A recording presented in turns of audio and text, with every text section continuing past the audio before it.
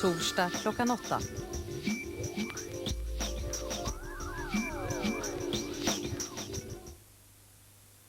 Ja, ibland möts vi av bilder som vid första anblicken är så hemska att vi nästan känner för att blunda. Att man nästan vill vända sig bort och glömma bort dem.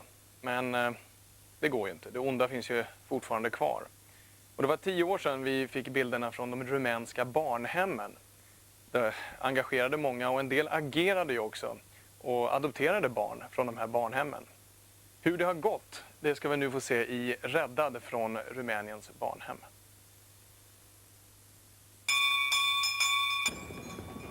För 10 år sedan var Victoria Parsons ett av de spädbarn som räddades från Rumänien och adopterades i England. She writes me little notes with a heart and little pictures saying, I love you, mummy. Thank you for bringing me here. Men för några blev räddningen början på en svår kamp.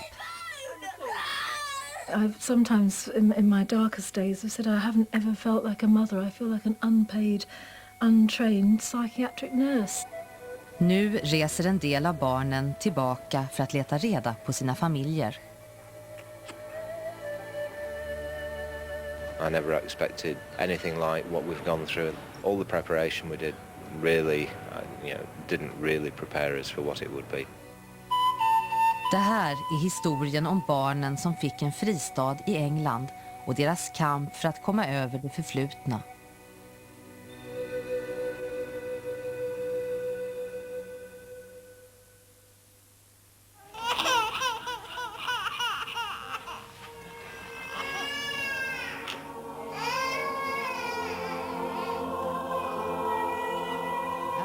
Children have been kept side by side with orphans in conditions which the doctors themselves admit are inhumane.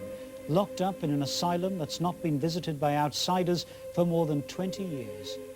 Barnen hölls nakna för att det skulle bli lättare att hålla dem rena. Packed in on 11 floors, 44 along each corridor. The children don't need food, they need parents.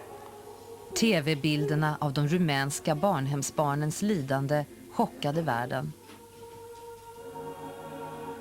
Men för en del barnlösa par i väst var barnen som sända från Gud.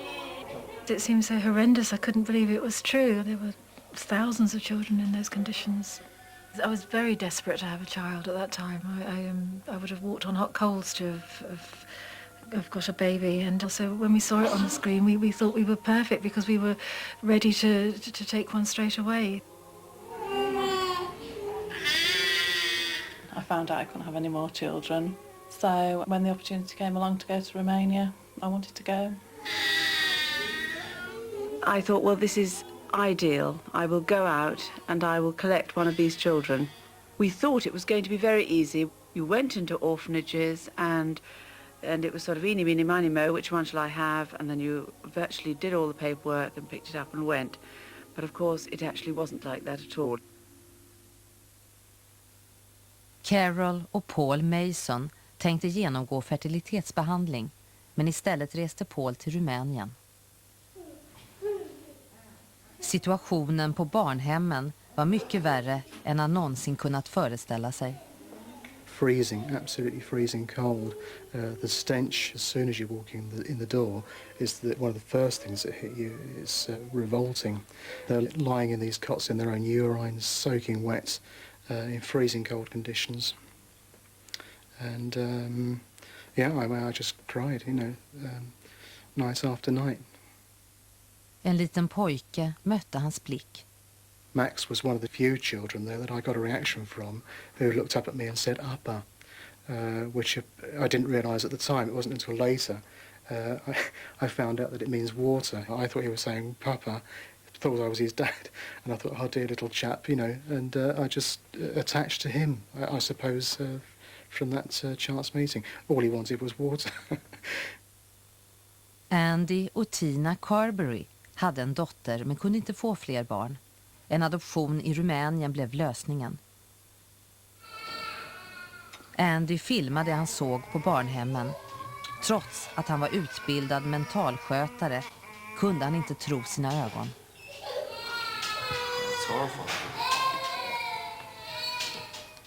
Barnen var födda under Ceausescus diktatur när preventivmedel var förbjudna och varje kvinna enligt rumänsk lag skulle föda minst 5 barn. Många av barnen led av undernäring, gulsot och var till och med HIV-smittade. Andy kände sig manad att adoptera. It's very hard to put out of your mind the fact that you've got a large, comfortable house, you know, and I think for me to have gone back to the airport after that first week and simply dismiss it and say no, we're not going to have any of these children would have been virtually impossible. Det verkade så enkelt. På det största barnhemmet i Bukarest erbjöds Andy en 12-månaders pojke som lämnats in när han var bara några dagar gammal. They introduced me to Alex, and I think the whole encounter lasted no more than about 15 minutes. And it was obviously very strange because, you know, to suddenly be introduced to this child and sort of think, you know, and hold this child and think, you know, this can be yours, as it were.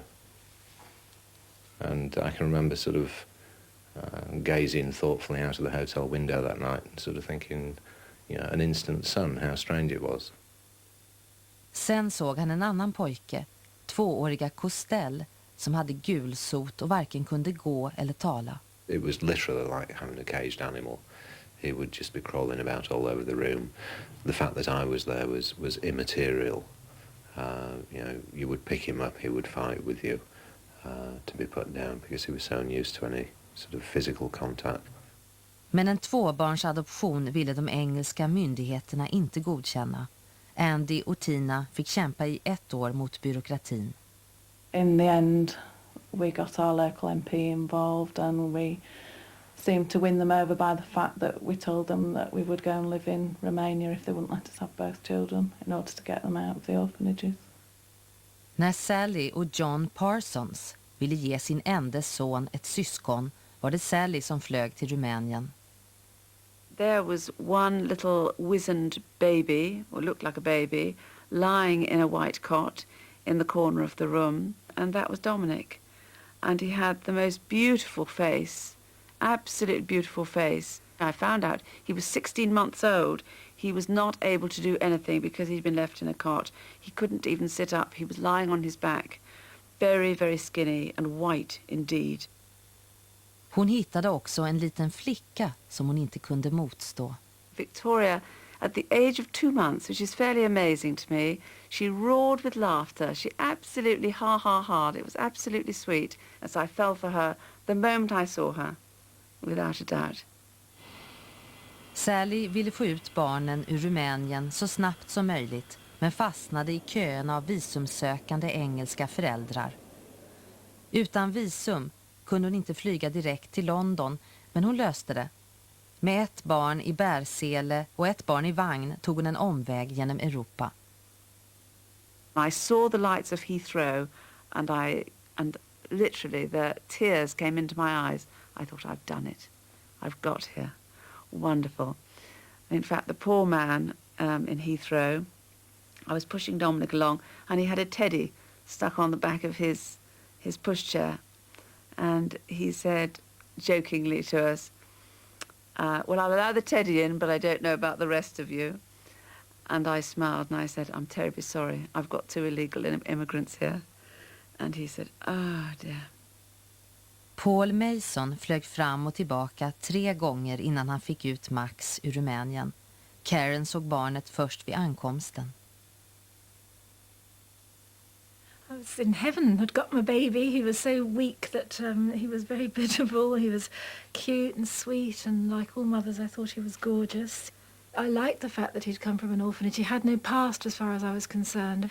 And I would look at the photos and I see a very confident person who wasn't about to... I didn't think I could fail. I felt invincible. I'd got my child, I'd saved him, and we were going to take on the world. Över 600 rumänska barn adopterades i England. Men skulle deras tidiga upplevelser ge bestående men? Regeringen gav medel till en långtidsstudie som skulle följa 165 barn ända till vuxen ålder.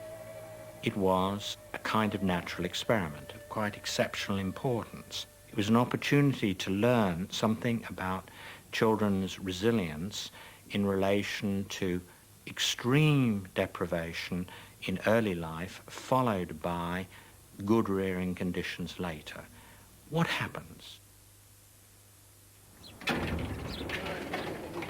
10 år senare ser Andys 2 adoptivbarn ut som vilka engelska pojkar som helst.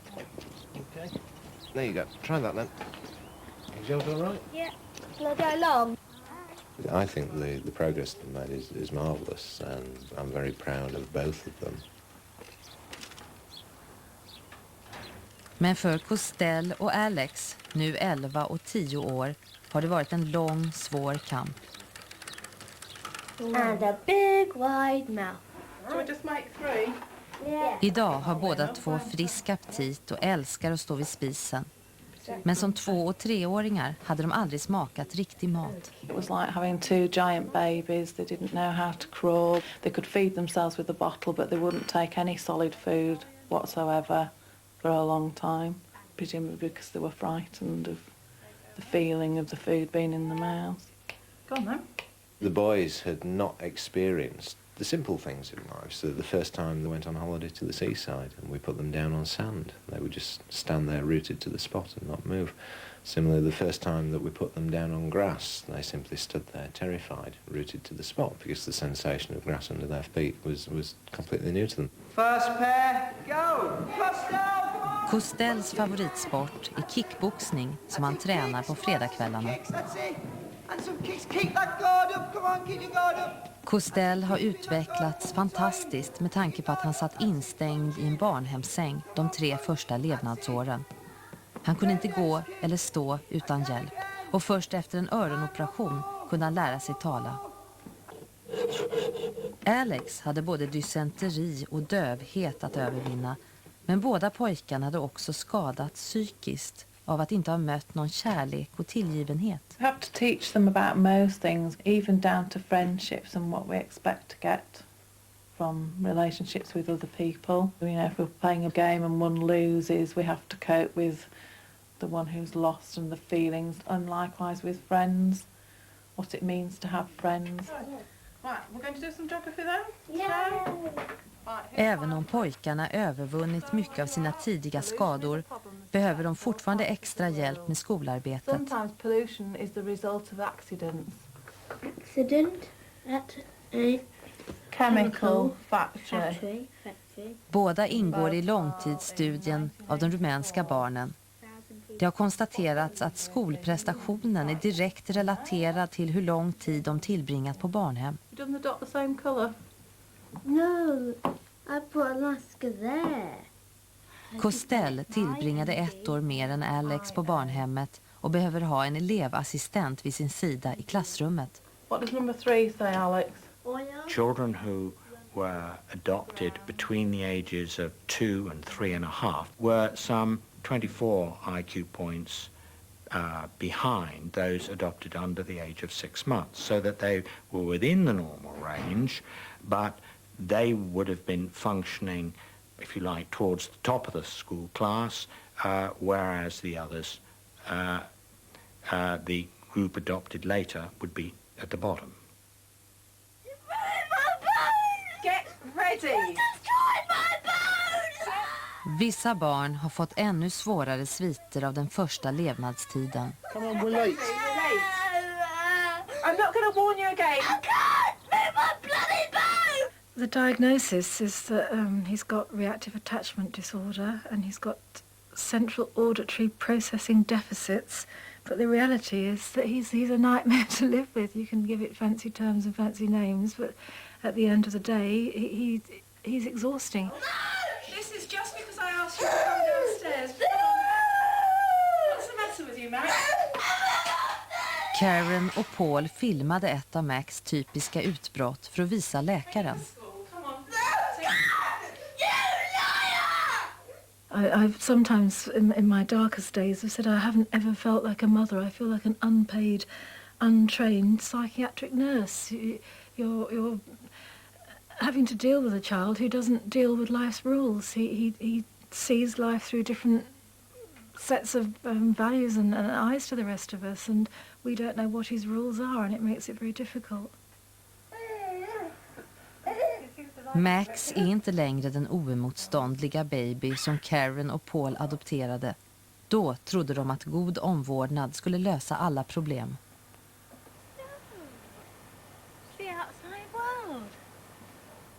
I knew he was going to take a while to settle and that he was going to be more difficult than a child that was born here. He'd do things that were very sad and that would remind you of his past. I mean, if he was thirsty, he'd think nothing of stooping down and drinking a puddle. And he did that for quite some time afterwards, because that's how they got liquid in the orphanages. But probably when I realised I had grave problems with him was when he was about 2.5. We discovered that he didn't have an off switch, really. That was the main thing, that you couldn't stop him. Whatever he wanted, he seemed hyperactive. He was on the go all the time, and he seemed so fearless, and that was a danger and a worry. He was constantly hurting himself and falling over, and he just seemed different to other children. Förhållandena på barnhemmet gav Max varaktiga skador. Till och med små detaljer som fingersugningen skvallrar om det förflutna. He still, to this day, when he's tired or stressed, I can't make my fingers separate, but he sucks these 2 fingers because they're tied to the cots, and he could just turn his head and suck those too. And he still does that. No! Go on. You won't have time in the morning. And then I'll help you. No! If you get the book, I'll help you. Come on. No. Läkarna konstaterade att Alex var hyperaktiv och hade autistiska tendenser. De ordinerade amfetaminpreparat för att dämpa hans våldsamma beteende. I'm so anti-giving drugs, so I spent a whole year with a prescription in my handbag, and Max behaving worse and worse and worse. I'll get the pill. And then I gave him half a tablet, and within 15 minutes everything melted away, and he became this really adorable, wonderful child that I'd waited for. Arms right up. Max blev som en omvänd hand, men amfetaminbehandling var ingen varaktig lösning. En tablett verkar bara några timmar åt gången. You'd liken him to Jekyll and Hyde with being on it and off his. 2 completely different people. Off it, you just cannot get through. He's extremely anxious. He has quirky little dances and jitters that he does. He's not relaxed. He can't be focused. It's like having a voice right inside me. I can almost hear it now, sometimes. And it tells me when I'm going to be naughty. Studien har visat att många av de rumänska barnen har liknande problem. Orsaken är deras svåra upplevelser från barnhemmen. About 1 in 16 of the children showed patterns that at age 4 looked rather like autism, and there were a similar proportion, about another 1 in 16, who perhaps showed these to milder degree. We don't at this time know what was different about the experiences of those who developed autistic-like patterns. On the whole, they were the group who had been longest in institutions and had suffered most globally. För att kunna ägna mer tid åt Max gav Karen upp sitt yrke som djurdressör för reklam-tv. Nu har hon bara ett par avelskatter. I worked 6 to 7 years training cats and dogs for TV commercials, but that's why I was so surprised that I had such difficulty training a small boy. I thought I can get a cat or dog to do a difficult small task, but I can't get Max to sit at the table and eat with a knife and fork. He puts an enormous strain on everything. I mean, I don't like to be disloyal, and I'm sitting here now and as if I'm running him down, but the reality is that I feel almost as if a Martian has taken over my life. I have no life. I'm Max's mum, and that's it.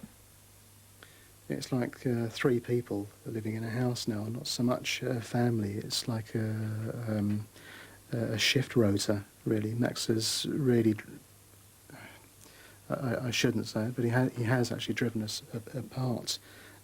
He offsets one against the other, and after 9 years, it does have an effect. Karen has him most weekdays. When I come back, it's my time to look after him, and at the weekends. If you want to swap round, let me know. No! Dad! Stop your birthday shouting! Very few people would actually come forward to offer to take Max off our hands for a day or two, so there's no respite from it at all. Just hard going. We're both shattered all the time. We look shattered, we sound shattered. That's the way it is. Max, don't do that. Don't do that.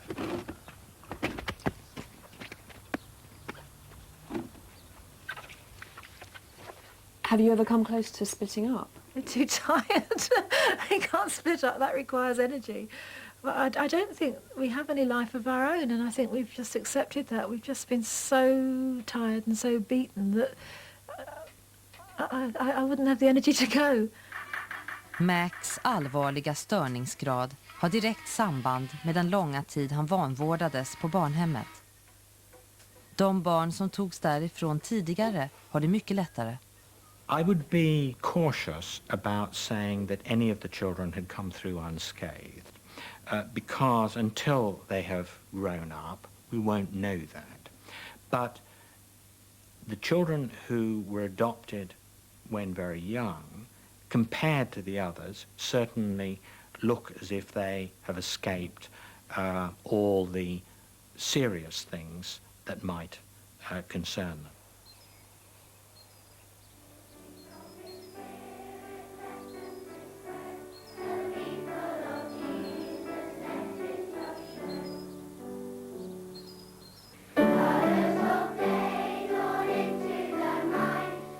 Victoria Parsons går i 4:e klass i en skola i Dorset.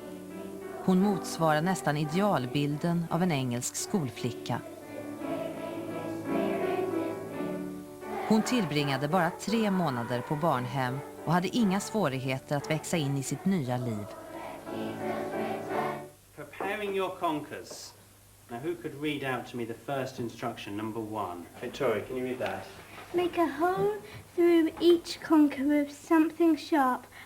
Victoria har alltid vetat om att hon är adopterad. I think I'm very lucky to actually been taken to England to get such a nice mum.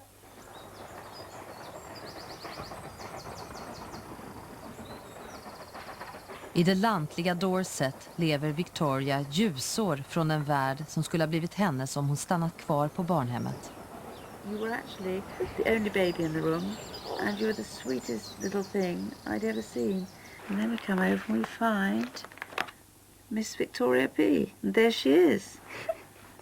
Historien om hur Sally valde Victoria har blivit en familjelegend. By any means, the hospital is very big. I was actually giggling and being a bit silly and rolling about my cot, to which all the others weren't. So she thought, I think this is the one for me. Victoria hade tur som räddades tidigt. Dominic, den lite äldre pojken som Sally också valde, undkom inte lika oskadad. I suppose after about a year, when I think he was nearly 3, I began to realise that he wasn't perhaps doing all the things that he should have done. Although he was walking and he wasn't making any noises, just 1 or 2 simple noises, and that seemed to be wrong. I believed with good stimulation, good food and everything that I could provide for him, he would recover totally, and in my optimistic frame of mind I thought he would. Men Dominic var hjärnskadad, kanske på grund av syrebrist eftersom han föddes för tidigt, eller kanske på grund av isolering och vanvård. You go through a form of bereavement and you have to be sad about the child that has gone forever. That little laughing, dark-haired, chatty boy was never going to be. And what I had was a Dominic who was going to be different. För 2 år sedan avled Sallys man och hon var tvungen att klara sig själv. Men trots allt har Sally aldrig ångrat att hon reste till Rumänien. Little by little I began to accept Dominic as he was and love him as he was. And we are very united now, indeed. Yes, and he is a different boy, but I see the value of him in so many ways. And he has been an enormous blessing to the family, enormous. I'm rich, Mummy. Buy it. Where was I now? Dominic hör i allra högsta grad till familjen. You can lose this every game that you play. We argue a lot, like normal brothers and sisters, or people with brothers and sisters know. Okay, I'm paying £50. Do you want to pay £50 and get out? Dominic, obviously he doesn't argue with you. He really is a remarkable person. The fact that he has this sort of disability, it doesn't really mean that you can't sort of understand each other. And Dominic is a very lovable person, and he's really great, yeah. Många familjer som adopterade rumänska barn har haft fysiska och psykiska problem att ta sig igenom. Men nu, när barnen är större, hur ska de få sin rumänska bakgrund och sin engelska framtid att gå ihop? The question of identity is complicated because very few of the children will have memories of Romania, and of course they were not part of Romanian culture in the way that one would ordinarily understand it. They were part of an institutional environment which is quite different. But like any other group of children, they will be interested in their origins, and they will think about themselves as having been born in Romania, and to varying degrees that may be quite important to them. What do you remember about the orphanage? It was smelly. It was smelly, yes. Smelled so bad. The hands were tied to the cots. Yes. So. Andy och Tina har pratat med barnen om deras bakgrund och uppmuntrar dem att lära sig mer om Rumänien. When I came to see you in I know that Ceausescu is quite mean and all that. And I know about Dracula's castle. I know a little bit about my orphanage. And I know a little bit about my mum and dad. Let's put this map down. Oh, big map. Nu tycker de att det är dags för pojkarna att göra sin första resa till Rumänien. De har kontakt med Costells rumänska familj och Alex vill se sin barnhemsmiljö. I think they need to go back because they want to know so much about their country and their origins.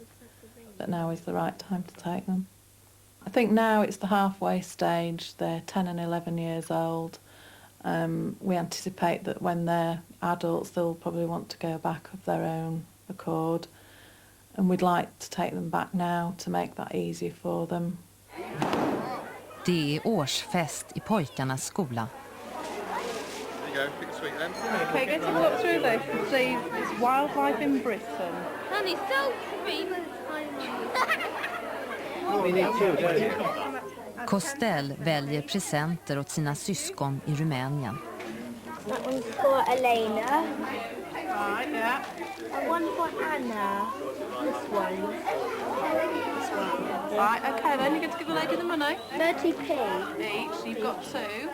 So that's 60p. Do you think you're Romanian, or do you see yourself more as an English person? I lived here in England for such a long time. I think about nearly 80 years. Or 10 years, or something like that. Just between, say, 9 or 10 or something like that.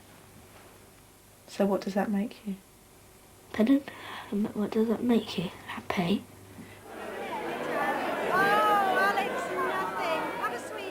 För Alex blir resan inte lätt. Han har tvingats acceptera att man inte har lyckats spåra hans föräldrar. I think the thing with Alex is one of rejection, and the fact that Maria, Alex's mother, has seemingly disappeared, and in spite of us trying to contact her, not made any effort to get in touch with us. I think that is the rejection that Alex experiences at the moment. And it doesn't matter how much we say that we love him and how special he is to us, that is still a very important area for Alex at this moment. Pojkarna och deras syster Jody har valt praktiska presenter, för Costells familj är mycket fattig. Men de har fått dåliga nyheter. Costells far är allvarligt sjuk och Andy och Tina försöker förbereda Costell på det. He's been entertaining these fantasies about he's going to stay overnight with them, and they live in this nice house So we've had to revisit the fact that they live in sort of quite abject poverty and tell him that his father is seriously ill. And cancer's been mentioned in years to come. If he were to know that he had the opportunity to see his father before he died, I'm sure he would have much rather preferred that than avoiding it.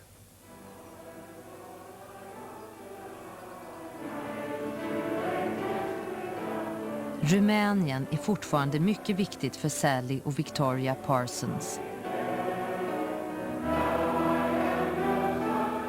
Victoria is aware of the children left behind in Romania and used to say to me, can't we adopt another baby because it's so sad to think of them there, and we often pray for the children in the orphanages.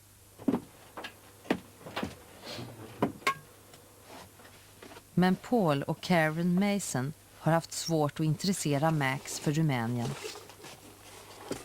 På vinden har de sparat några minnessaker från barnhemstiden. Oh, let me see. Get it out. Have a look. Huh? You know what that is? A bubble hat. That's the hat you wore when you were a baby, when you came out of the orphanage.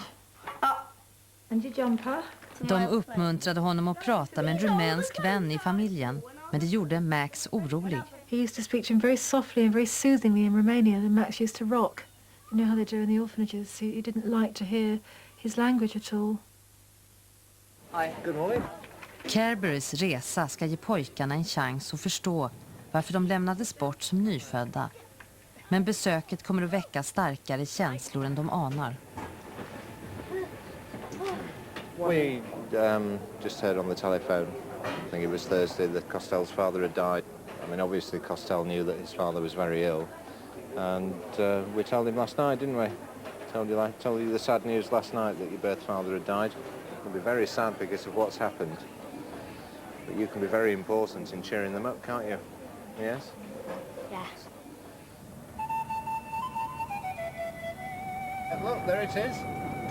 You see it? It's pretty good, isn't it?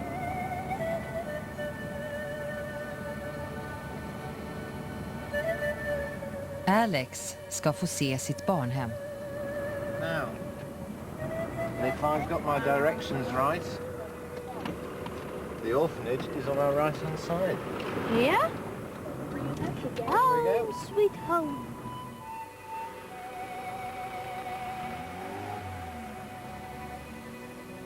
Oh look, someone's letting us in. Yeah. Yes, my name is Magda. Mother. Big boy. Yes? Yeah. And your name? Costel Calabri. What? Costel. Oh, Costa. Come. Come. Den nya föreståndaren tar emot dem. Men Alex hoppas få träffa någon som minns honom. Alex får se rummet där hans säng stod. It's changed. Yeah, it's changed. Yes. Det här var Ceausescu-tidens mönsterbarnhem. Take this. Nu, 10 år efteråt, är det fortfarande överfullt. Här lever 500 barn. Upprustningshjälp har flutit in från väst, men hemmet är mycket underbemannat.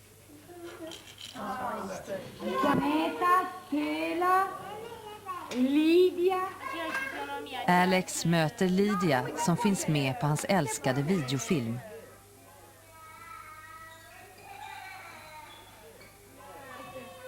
Uite pozele. Da, pozele cum râdeam. Așa, și când l-a cunoscut pe tata, când l-a cunoscut, când îl vedea, se bucura și îl punea în cărucior și îl ducea. Da, uite, poza aici, îl plimba, da. I think he's really pleased to see the ladies that he recognises from the video, because it's the only contact he's got with somebody in Romania. I think it's meant a lot to him to come back here. But also I think it's a bit distressing for him as well to realise that, you know, he could have been one of the children that were here. Besöket på barnhemmet har väckt många frågor om varför Maria, hans biologiska mor, lämnade bort honom. I know it's sad, but you know, Maria left you here because she knew that you'd be cared for here. And I don't think it's because she didn't love you. I think it's just because, you know, this was the best place for you to be. The best place for me to go was a home. That's an orphanage. I know, but Maria couldn't offer you a home, could she? I mean, all the children here, it would be nice if they had homes to go to. But the sad thing is they don't. You start crying because you never see your mum and dad again. Well, I know, but that's what life was like here. It was very hard. So many people were having children, and, you know, they just didn't have anywhere for them to go, so they came to orphanages like this. Även Max gör en viktig resa. Karen och Paul tar honom till en amerikansk specialist som är i England på ett kort besök. I'm very excited about meeting Dr. Federici because he's one of the few experts that actually is expert on the subject. He's got, I believe, 4 adopted children from 2 from Romania and 2 from other institutions. And at least if he doesn't have the answers, he'll understand the questions. I see lots and lots of kids who have been adopted from other countries, especially Romania, and I work in Romania. I go over there all the time, and you know what? I've been to the place where you lived. I've worked in that institution in Buzău. Oh, have you? Yes, my medical. Karen och Paul vill dels veta om Ritalin verkligen är rätt medicin för Max. Dels vill de få en färsk diagnos ställd. Listening when your mom and dad or your teachers say, okay, Max, it's time to get your math book out. Do these 10 problems, write them down, put your book away, go Dr. Federici tror att problemen grundar sig i spädbarnstiden. Normally when the teacher's speaking, I just normally just put my head on the table because sometimes I don't pay attention. Okay. And I say to the teacher, I don't know what to do. All right. If I ask you something like, say these numbers, Max, 5, 7, 4. Say those. 5, 7, 4. I'll say them backwards. 7, 5, 4. No? 7, 4, 7, 4. Wow. Remembering things is very difficult. How are an orange and a banana alike or the same? What do they have in common? What are they both? Numbers. They're fruits, Max. An orange and a banana are both fruit. You see, we have a significant problem with comprehension and processing. So we have, okay, what about reading? Even though you said early that he seemed to have very good abilities to memorize, many children can memorize. The first 6 to 12 to 18 months of infant development are exceedingly crucial. The brain is like any other system of the body, must be fed, must be cared for, must be developed. Without proper care, medical care, nutritional care, stimulation, the brain doesn't develop the proper set of neurons and connections that it needs to develop. Stimulation, it needs attachment. It needs people, places, things, colors, sights, and sounds to rejuvenate, to make the brain go forward in development. Grimacing, tension, some of these things can be tics, they can be anxiety, they can be autistic movements. We have to get them on something that might loosen them up instead of making them more rigid. He seems to have some problems with what we call frontal lobe. Dr. Federici föreslår en annan medicin kallad klonopin för att stabilisera Max beteende. I felt exhilarated when I came out because someone knew what I was talking about for once and didn't diminish the problems, although I felt that to have someone that was an expert actually agree there were problems was quite daunting. I mean, we know he has got problems, but we half hope that he'd say we were wrong. We're hoping that, that we can implement all the things that he suggests.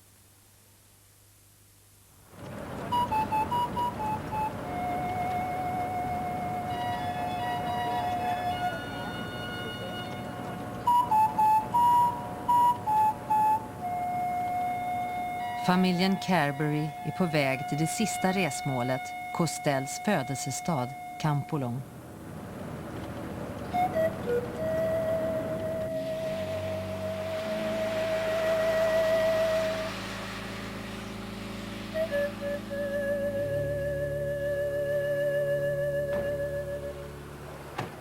Fyra timmars resa från Bukarest bor Costells mor Daniela med 3 barn i en förfallen del av stan.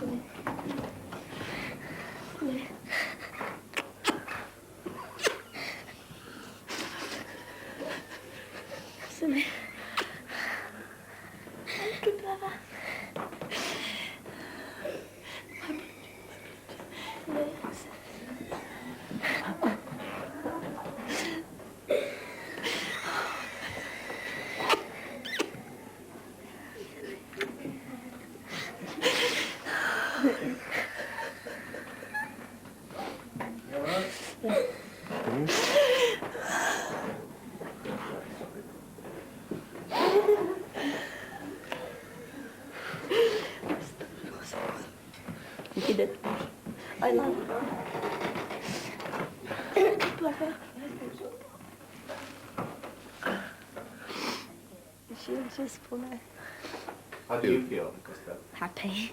I'm just happy to see him again. That's what you done yet. Okay.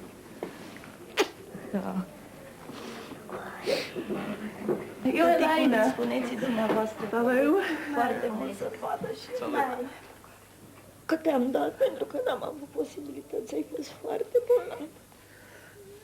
Good luck. Să mai vii să mai ai grijă de surorile tale. Dacă eu o să mor, să vii să ai grijă de surorile tale. We gave you away because we didn't have the means to support you. You were very ill. Mm. So it's not that they didn't love you. Just thought it'd be better if you came and lived with us, didn't they? Yeah. Mm. So, we've finally done it. Here you are, with your birth family. We've spent so long talking about it, haven't we? Is it how you thought it would be? Mm. Is there anything different? Yeah. Mm. It's without my dad, Yeah. not my birth dad. Yeah. It's not the same without him. No. Oh, look, a dog. Is that your dog? Great, we could have brought wellies with us. Costells syskon visar stolta upp sin bakgård. 12-åriga Anna-Maria har slutat skolan för att spara in kostnaden. Livet är inte bättre nu än under Ceausescu-tiden. Costell föddes för tidigt och enda sättet att få läkarvård var att placera honom på barnhem. Lumea trebuia atunci că era obligatoriu să aibă mulți copii. Pentru că era instincte, chirotaj, era grea. Altele fugea și îl lăsa acolo în cămin. Dar eu n-am putut să fac treaba asta, să fug să-l las în cămin acolo, că era copilul meu.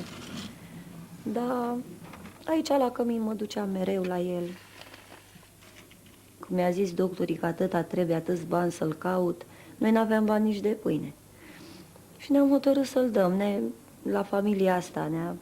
Ne-a intrat așa la inimă, am văzut că sunt oameni buni, de când au venit prima dată. Și uite că a ajuns bine, a avut noroc, nu l-am dat pentru altceva, era bolnav. När Carberys åker hem till hotellet går Daniela till arbetet. Hon sopar gatorna från 22:30 på kvällen till 4 på morgonen. Hon tjänar inte mer än 600 kronor i månaden och hon har jättelika skulder efter makens läkarvård och begravning.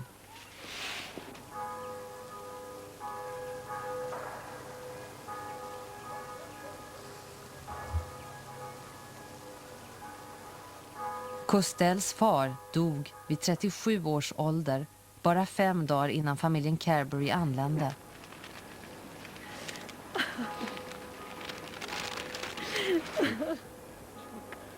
Okay. Very sad, isn't it, Costell? Hmm? I'm sure he would have been a very good father, very good daddy to you. But he wanted the best for you, didn't he? Yes, that's why he wanted you to come to England. And we'll have to do our best, won't we? For Daniela and the children. I never expected anything like what we've gone through in the last few days. The whole range of emotions from Costell meeting his birth mother and his 2 sisters and his brother. The reaction of them, all the preparation we did really, didn't really prepare us for what it would be, but in spite of all that, I think it's really been the best thing. Som avskedspresent får Costell sin fars gitarr. It leaves lots of work for us still to do, lots of unanswered questions for when we get home, and lots of unanswered questions about what we do to maintain family contact in the years to come.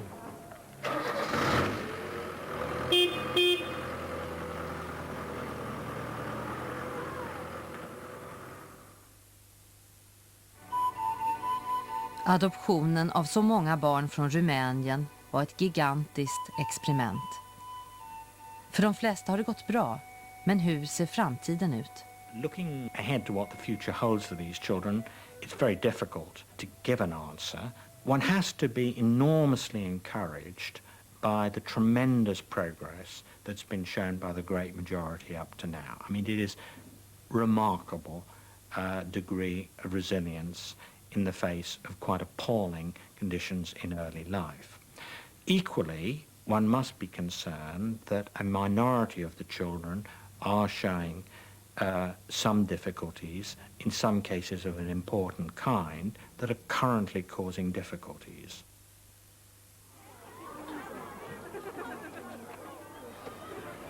För Max och hans mamma har vardagslivet nu blivit lättare. Karen lydde Dr. Federicis råd och bytte ut Max medicin. See you later then. He's calmer. He seems more real. His responses seem more real. He doesn't do the jittery movements he used to do. He does seem much improved. He never stops eating, and he didn't eat at all before. He sleeps for the first time again ever, and we get full night's sleep. Max pendlar inte lika häftigt i humöret längre, men han behöver fortfarande hjälp i skolan. Men vad känner egentligen familjen inför framtiden? My hopes, I suppose, now are just that he can learn to cope with his disability, because he will more and more, as he's getting older, be the one who will have to deal with it. I think he's got enough charm and enough character.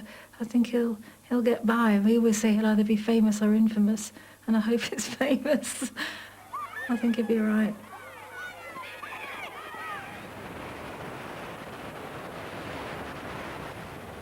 Sally Parsons är stolt över sin familj och har aldrig ångrat adoptionerna. Hon hoppas att barnen ska stödja varandra i